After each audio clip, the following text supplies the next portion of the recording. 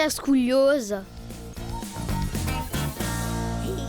Salute! Hai domande non t'è scugliosa?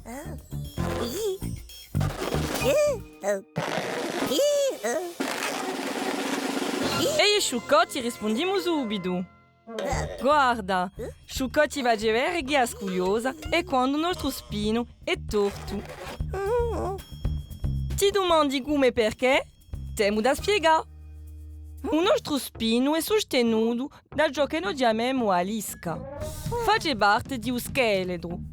Senza ella siamo come stracci.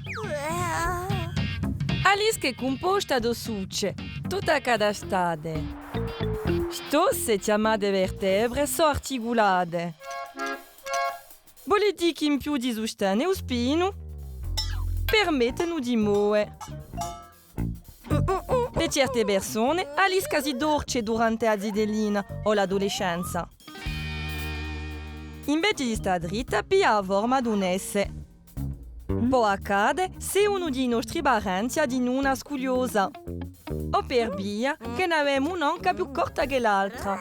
Ma più spesso non si sa da dove la vene è scugliosa. Se una delle nostre spalle è più bassa che l'altra, si può avere una scugliosa. E se noi ci pendighiamo in davanti, per i strinti, da un lato di un nostro spino appare una gobba. Segno che ne abbiamo proprio una scugliosa.